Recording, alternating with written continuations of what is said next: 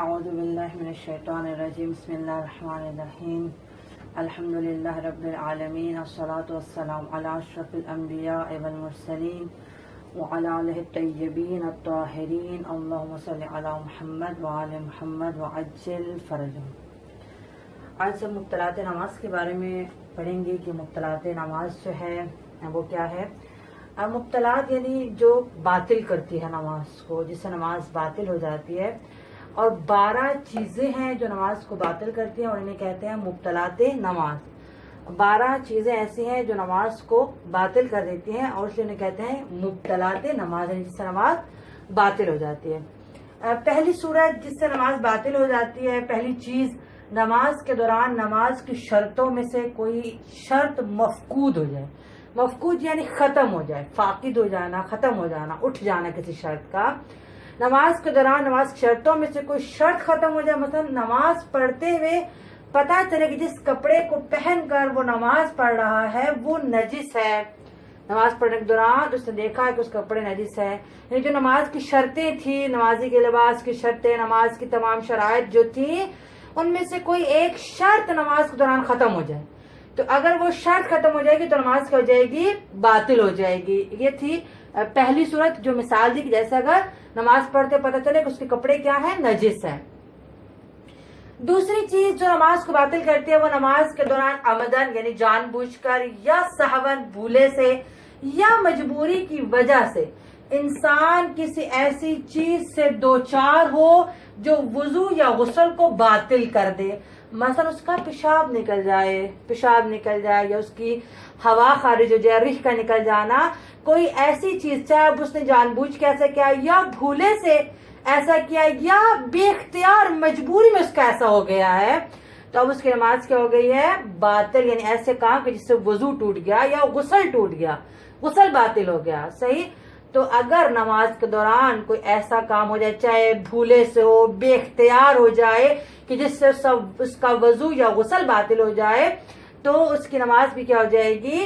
باطل ہو جائے گی۔ لیکن ایک نکتے کی میں آپ کو ایک نکتے کی طرف توجہ دلا دوں، ابھی وضاحت تو نہیں کر سکتی کیونکہ وہ بہت طولانی نکتہ ہے، کہ جن لوگوں کو مسئلہ ہوتا ہے، جن کے پیشاب قطرے نکلتے رہتے ہیں ہر وقت، کوئی لمحہ ایسا نہیں کہ جب رکے یا پخانے کے ذرے نکلتے رہتے ہیں، وہ جو پیشاب کے قطرے ان کے نکلتے رہتے ہیں وہ وضو کو باطل نہیں کرتے کیونکہ وہ ہمیشہ ہی ان کے نکلتے رہتے ہیں۔ تو وہ بس ان کو ایک اتنا انتظام کرنا ہوتا ہے، اس کو پھیلنے سے روکنا ہوتا ہے۔ وہ جو پیشاب قطرے نکلتے جب تک وہ خود جا کے پیشاب نہ کرے ان کا وضو باطل نہیں ہوتا۔ تو یہ جو مسئلہ ہے یہ ان لوگوں کے بارے میں نہیں کہ جن کو کوئی مرض ہے، بیماری، جن کا ہر وقت پیشاب کے قطرے نکلتے ہیں، نہیں، یہ ایک عام انسان کی بات ہو رہی ہے کہ نماز کے دوران اس کا غلطی سے یا مثلا بے اختیار یا بھولے سے اس کی ہوا کا نکل جانا، پیشاب کا نکل جانا، یا کوئی ایسا کام کہ جس سے منی نکل گئی اس کی، مثلا ایسا کام کہ جس سے اس کا وضو یا غسل باطل ہو گیا، وضو یا غسل باطل ہو گیا۔ تو جب وضو یا غسل باطل ہو تو نماز بھی کیا ہو گئی؟ باطل ہو گئی۔ تو یہ تھی دوسری صورت کہ جب کوئی ایسا کام ہو کہ جو وضو غسل کو باطل کر دے نماز کے دوران۔ تیسری چیز یہ ہے کہ یہ چیز مبتلات نماز میں سے ہے کہ انسان اپنے ہاتھوں کو عاجزی یا ادب کی نیت سے باندھے، یعنی جیسے قرات کے دوران ہمارے اہل سنت لوگ اپنے ہاتھوں کو باندھ دیتے ہیں، اس طرح باندھنے سے نماز باطل ہو جاتی ہے کیونکہ یہ شریعت میں ایک اضافہ ہے، وہ چیز ہے کہ جو ہمیں رسول خدا نے نہیں بتائی، جو خدا نے متعلق شریعت میں نہیں آئی۔ تو جب ہم کسی چیز کا اضافہ کرتے ہیں تو وہ چیز کیا ہوتی ہے؟ نماز کو باطل کر دیتی ہے۔ اب اس میں آپ ایک نقطے کی طرف آپ کی توجہ دلا دوں، دیکھیں جو حکم ہوتے ہیں نا، یعنی کہ یہ چیز باطل ہے، یہ چیز حرام ہے، یہ چیز جو ہے وہ مستحب ہے، مکروہ ہے، تو جو حکم ہے وہ 2 طرح کے ہوتے ہیں۔ آپ تھوڑا اس کی طرف توجہ کریں گے تو انشاءاللہ یہ اگلے جو تیسرا اور چوتھا مبتلات نماز ہے یہ آپ کے لیے سمجھنا آسان ہو جائے گا کہ جو حکم ہوتے ہیں وہ حکم 2 طرح کے ہوتے ہیں۔ ایک ہوتا ہے حکم تکلیفی، ویسے تو اس کی اور بھی بہت سی اقسام ہے لیکن یہ 2 باتیں اس لیے میں آپ سامنے بیان کر رہی ہوں کہ یہ جو آگے مبتلات نماز ہے اس کا تھوڑا تعلق ان 2 باتوں سے ہے، حکم تکلیفی اور حکم وضعی۔ ویسے تو حکم کی اور طریقے سے اور بھی اقسام ہے، کچھ اور لحاظ سے اور اقسام ہے، لیکن جو اس وقت آپ کے لیے مہم ہے وہ یہ ہے کہ حکم، جب حکم تکلیفی اور وضعی 2 طرح کے حکم ہوتے ہیں۔ اچھا، کیا تکلیفی اور کیا وضعی، کیا فرق ہے اور یہ کیا ہے؟ تکلیفی وہ ہے کہ جس کا تعلق مکلف سے، انسان کی ذات سے ہوتا ہے، مکلف ہم لوگ ہیں نا، ہر عاقل اور بالغ کو مکلف کہتے ہیں، جس پر شریعت کے احکام لاگو ہوتے ہیں. دیکھیں، اور شریعت کے احکام لاگو ہونے کے لیے دو چیزیں ہونا ضروری ہیں، وہ شخص عاقل بھی ہو اور بالغ بھی ہو. جو عاقل نہ ہو، دیوانہ ہے، تو اس پر نماز روزہ واجب نہیں ہوتے. یعنی جس کو ہوش ہی نہیں، جو دیوانہ ہے، اس پر نماز روزہ واجب نہیں ہے اور شریعت کے احکام نہیں ہے. اور جو عاقل ہے لیکن ابھی بالغ نہیں ہوا، تو اس پر بھی احکام لاگو نہیں ہوتے.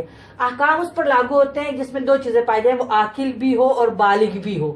دو چیزیں پائی جاتی ہیں تو اس کو کہتے ہیں یہ مکلف ہے، کہ اس پر شرعی احکام آتے ہیں، اس پر شریعت کے احکام لاگو کیے جاتے ہیں، یہ مکلف ہے.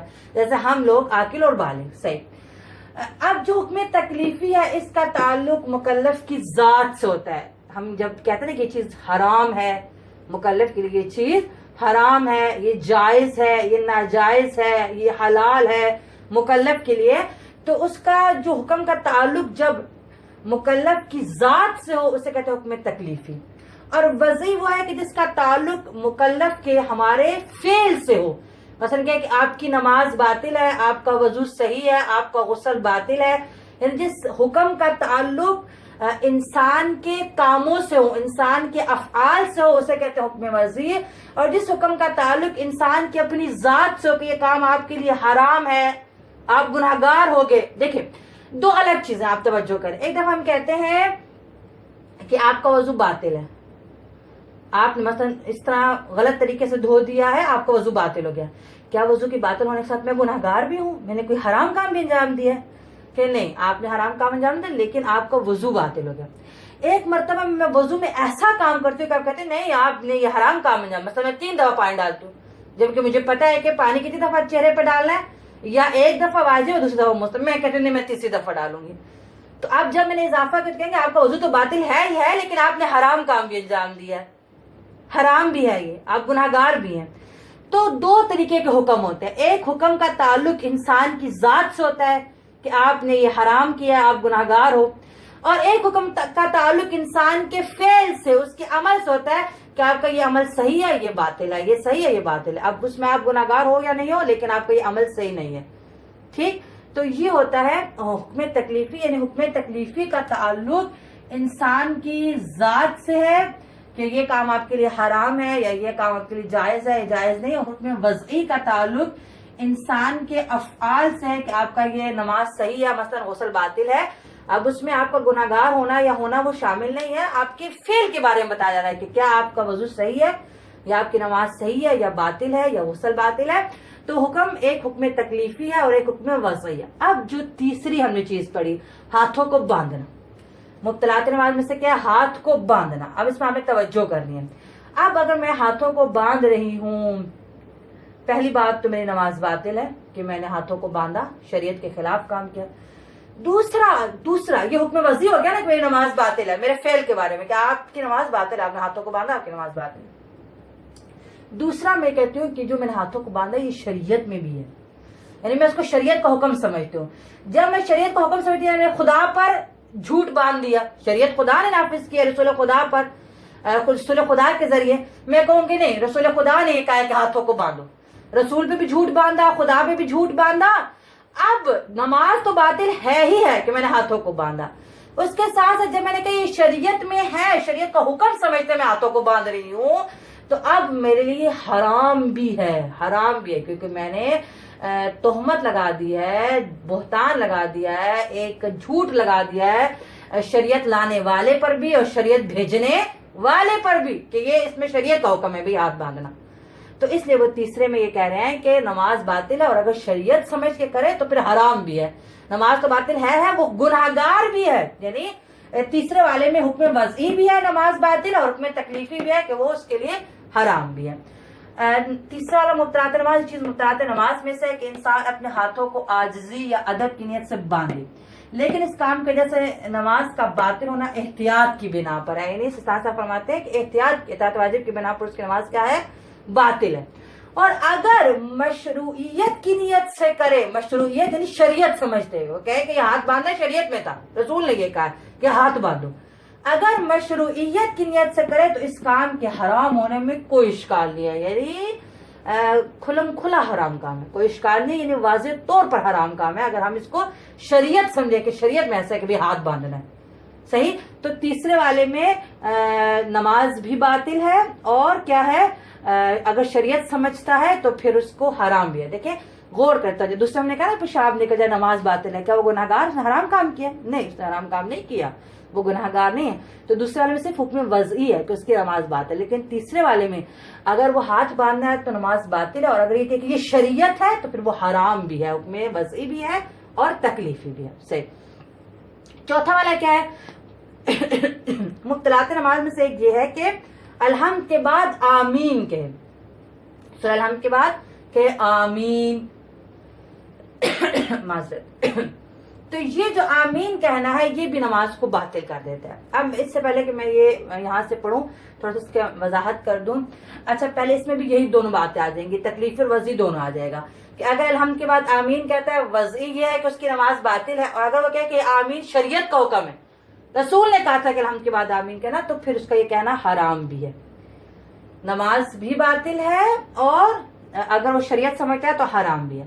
اچھا اب جو نماز باطل ہے وہ فتوے کی بنا پر ہے, احتیاط کی. جیسے ہم نے تیسرے میں کہا تھا نا کہ ہاتھ کے باندھنے سے نماز باطل ہونا احتیاط کی بنا پر. اسٹائن صاحب کا فتوا نہیں ہے بلکہ انہوں نے احتیاط کہا ہے کہ احتیاط کی بنا پر اس کی نماز باطل ہے. تو کیا آمین کہنا بھی فتوے کی بنا پر ہے یا احتیاط کی بنا پر ہے؟ تو سستانی صاحب نے اس آمین کہنے کو 3 حصوں میں تقسیم کیا ہے. دیکھیں نماز پڑھنے والے جو لوگ ہوتے ہیں, جو نماز پڑھنے والے افراد ہوتے ہیں, وہ 3 طرح کے ہوتے ہیں. ان کی 3 کیٹیگریز ہوتی ہیں, 3 اقسام ہوتی ہیں. یعنی کہ جو نماز پڑھنے والے ہیں یا تو وہ فرادہ نماز پڑھتے ہیں اکیلے گھر میں جیسے ہم اکیلے پڑھتے ہیں, یا وہ کیا کرتے ہیں وہ جماعت میں نماز پڑھتے ہیں. جب جماعت میں نماز پڑھتے ہیں تو جماعت میں بھی 2 طرح کے لوگ ہوتے ہیں. ایک ہوتا ہے امام, ایسا ہی نا امام جا کے کھڑا ہوتا ہے, اور اس کے پیچھے جو کھڑے ہوتے ہیں وہ کیا ہوتے ہیں ماموم. تو اس طرح نماز پڑھنے والوں کی 3 کیٹیگریز ہوگی, 3 اقسام ہوگی. ایک وہ جو فرادہ گھر میں نماز پڑھ رہا ہے, ایک اگر جماعت میں پڑھ رہا ہے تو جو امام جماعت ہے, اور تیسرا جو پیچھے ماموم ہے. ماموم یعنی جو پیچھے اقتدا کر رہے ہیں, جو نمازی پیچھے کھڑے ہوئے ہیں. تو 3 طرح کے ہو گیا, فرادہ, امام جماعت اور ماموم. صحیح. سستانی صاحب فرماتے ہیں کہ الحمد کے بعد اگر آمین کہے تو ماموم کے بارے میں فتویٰ ہے. ماموم کے بارے میں کیا ہے؟ فتویٰ ہے. نماز کے باطل ہونے کا فتویٰ. اگر اس نے آمین کے اس کی نماز باطل ہے, فتویٰ ہے. لیکن جو غیر معموم ہے, اب غیر معموم کون آ جائے گا؟ معموم کے علاوہ کون آ جائے گا؟ یہ اور یہ غیر معموم ہے نا, یہ معموم ہے اور یہ غیر معموم ہے. غیر معموم میں فرادہ بھی آ جائے گا جو علیحدہ نماز پڑھ رہا ہے, اور جو امام جماعت ہے وہ بھی آ جائے گا. ان دونوں کی, غیر معموم کی جو نماز باطل ہے وہ احتیاط کی بنا پر ہے. غیر معموم کی احتیاط کی بنا پر, اور معموم کی فتویٰ باطل ہونے کا. تو اگر کوئی شخص الحمد کے بعد آمین کے صاحب فرماتے ہیں غیر معموم, غیر معموم کون آتا ہے؟ فرادہ اور امام جماعت. آپ فرماتے ہیں کہ غیر معموم کی نماز احتیاط کی بنا پر باطل ہے, ان دونوں کی احتیاط کی بنا پر باطل ہے آمین کہنے سے. صحیح. اب میں یہ پڑھتا ہوں یہاں سے. نمبر 4 مبطلات نماز میں سے ایک یہ ہے کہ الحمد کے بعد آمین کہے. آمین کہنے سے نماز کا اس طرح باطل ہونا غیر معموم. غیر معموم میں کون آ گیا؟ فرادہ اور امام جماعت. غیر معموم میں احتیاط کی بنا پر ہے. غیر معموم میں کیا احتیاط؟ معموم کی تو فتویٰ ہے باطل ہونے کا, اور غیر معموم کی کیا احتیاط کی بنا پر ہے. آگے پھر وہی بات کہ اگرچہ آمین کہنے کو حکم شریعت سمجھتے ہوئے آمین کہے, کہ شریعت میں ایسے بھی رسول نے کہا تھا آمین کہنا, تو اس کے حرام ہونے میں کوئی اشکال نہیں ہے, کھلم کھلا حرام کام ہے. اگر کہے گی شریعت میں بھی تھا کہ آمین کہے. صحیح. تو یہ کیا ہو گیا؟ حکم وضعی بھی ہو گیا کہ نماز باطل ہے, اور حکم تکلیفی بھی ہو گیا کہ اس نے اس کو شریعت سمجھتے ہوئے کہا تو وہ گناہگار بھی ہے, حرام بھی ہے. اچھا آگے فرماتا ہے بہرحال اگر آمین کو غلطی سے کہہ دے, غلطی سے اس کے منہ سے آمین نکل گیا, یا تقیہ کی وجہ سے کہہ دے, تقیہ کی وجہ سے. اور آپ جانتے ہیں تقیہ کیا ہے؟ تقیہ جب انسان کی جان اور مال متعصب لوگوں میں پھنس جائے اور عقیدے کے ساتھ کا کوئی فائدہ نہیں. تقیہ کو ذہن میں رکھے, تقیہ کے لیے 3 چیزوں کا ہونا ضروری ہے. جو تقیہ کی تعریف ہے اس میں 3 چیزوں کا: انسان متعصب اور ہر دھرم لوگوں میں پھنس جائے, اس کی جان اور مال کو خطرہ ہو, اور عقیدے کے اظہار کا کوئی فائدہ نہ ہو. عقیدے کے اظہار کا کوئی, اس وقت ضروری ہے کہ اپنے مذہب کو چھپا لو, اپنے عقیدے کو چھپا لو. اگر अकीदे के इज़हार का फायदा है तो फिर नहीं छुपाना। जैसे इमाम हुसैन ने नहीं छुपाया, उस वक्त जरूरी था कि आप बताते हक क्या है, हक क्या, उस वक्त जरूरी था, उस वक्त तकैया नहीं करना था। सही। तो ये 3 चीजें हैं कि वो मुतासब हरदम लोगों में फंस जाए, जान और माल को खतरा हो, और अकीदे के इज़हार का फायदा ना, कोई फायदा ना।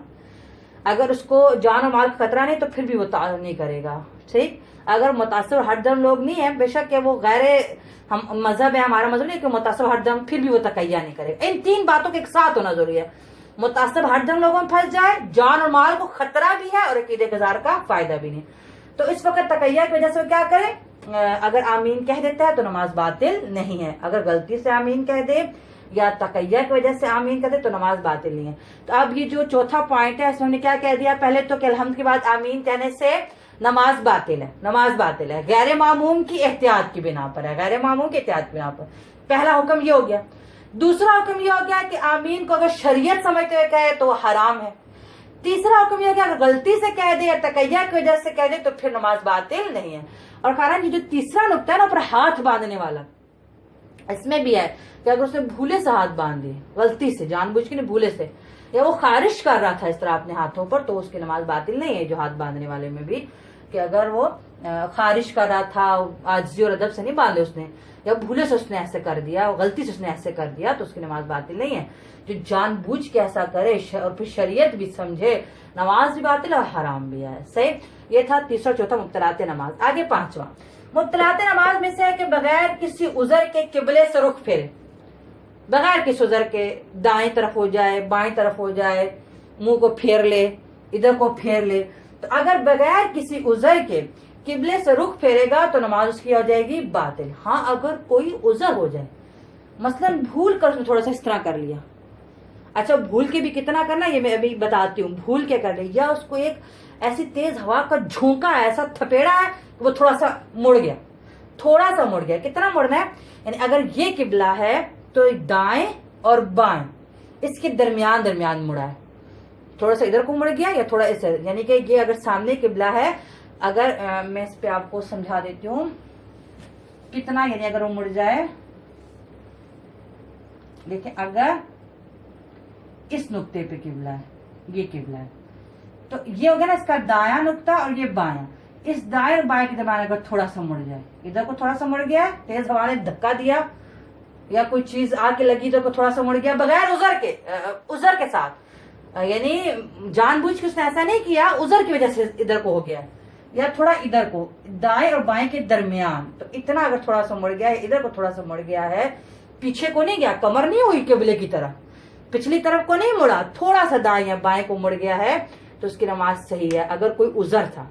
तो 5वां क्या मुब्तलात नमाज में से बगैर किसी उज़र के किबले से रुख फेरे, लेकिन अगर किसी उज़र मसलन भूल कर या बेइख्तियारी की बिना पर, बेइख्तियार उससे थोड़ा सा वो हो गया है, मसलन तेज हवा के थपेड़े इसे किबले से फेर दे, चुनाचा अगर दाएं या बाएं सिमत तक ना पहुंचे तो नमाज सही है। यानी अगर यहाँ तक ना पहुंचे, दाएं बाएं तक ना पहुंचे, यहाँ से थोड़ा सा मुड़ा है, यहाँ से थोड़ा सा मुड़ा है, इधर को थोड़ा मुड़ा है, इधर को थोड़ा मुड़ा है, तो उसकी नमाज सही है जब वो दाएं और बाएं तक ना पहुंचे, और वो क्या किसी सबब की वजह से, यानी कि उसने ऐसे जानबूझ के किया। सही। 6वां मुब्तलात नमाज में से है कि आमदन बात करे, जानबूझ कर कोई कलाम करे, कोई लफ्ज बोले, कोई कलिमा बोले, तो नमाज बातिल है। हाँ, अगर भूले से उससे कोई बात हो गई है तो नमाज बातिल नहीं है, और मैं अपने पिछले दर्स में बयान कर चुकी कि भूले से बात करना सजदा सा वाजिब हो जाता है, लेकिन नमाज बातिल नहीं अगर भूले से कोई बात निकल गई है, जानबूझ कर बात करने से नमाज बातिल है। 7वां नमाज के मुब्तलात में से आवाज के साथ और जानबूझ कर हंसना है, कहका लगाना, आवाज के साथ और जानबूझ कर हंसना। अच्छा, अब अगर बगैर आवाज के मुस्कुरा दिया है तो नमाज बातिल नहीं है, और अगर बेइख्तियार उसका, यानी जानबूझ के नहीं कि भूले से उससे अगर वो हुई है, हंसी आई है, तो नमाज बातिल नहीं है। लेकिन अगर वो जानबूझ कर हंसा है, अच्छा जानबूझ कर बेइख्तियार में अगर उसका सबब इख्तियारी था तो भी नमाज बातिल है, जब पीछे सबब इख्तियारी है उसके हंसने में। सही। तो अगर वो आवाज के साथ हंसता है तो नमाज बातिल, लेकिन अगर बगैर आवाज के थोड़ा मुस्कुरा दिया है तो फिर नमाज बातिल नहीं है। कब नमाज बातिल है? जब आवाज के साथ और जानबूझ कर हंसे। अगर भूले से उसकी हंसी निकल जाए तो नमाज बातिल नहीं है। احتیاط واجب کی بنا پر یہ مبتلات نماز میں سے 8واں والا کہ انسان دنیاوی کام کے لیے جان بوجھ کر آواز سے یا بغیر آواز کے روئے. دنیاوی بات کے لیے، کسی دنیاوی کام کے لیے، کسی دنیاوی غم پر، دنیاوی دکھ پر وہ رو رہا ہے. اب چاہے وہ بغیر آواز کے اس کے صرف آنسو ہی نکلے تو بھی نماز باطل ہے، تو بھی نماز باطل ہے. نماز میں دنیاوی کام کے لیے رونے سے نماز باطل ہے، چاہے وہ آواز کے ساتھ ہو یا بغیر آواز کے. ہنسنے والے ہنسنے میں کہا تھا کہ آواز کے ساتھ ہنسے تو ہے، رونے میں آواز اور بغیر آواز کی قید نہیں ہے. اگر دنیاوی کام کے لیے رو رہا ہے تو نماز باطل ہے. لیکن اگر خوف خداوند سے یا اس کے اشتیاق میں آخرت کے لیے روئے تو خواہ آہستہ یا بلند آواز سے روئے، کوئی حرج نہیں ہے. کہ اگر خدا کے خوف کے لیے، خدا کے اشتیاق میں، اس سے محبت میں رو رہا ہے تو چاہے اونچی اونچی آواز میں بھی روئے. نہ صرف نماز باطل ہے بلکہ نماز کے درجات بلند ہو جاتے ہیں، نماز کی فضیلت بڑھ جاتی ہے، نماز کا ثواب بڑھ جاتا ہے. تو 8واں ہے رونا. دنیاوی کام پہ رونے سے نماز باطل ہے، لیکن خدا کے لیے روئے تو نماز صحیح ہے. انشاءاللہ کہ باقی مبتلات ہم اگلے درس میں بیان کریں گے. خدا متعال ہمیں صحیح سمجھنے، اس پر سے عمل کرنے کی توفیق عطا فرمائے. والحمدللہ رب العالمین.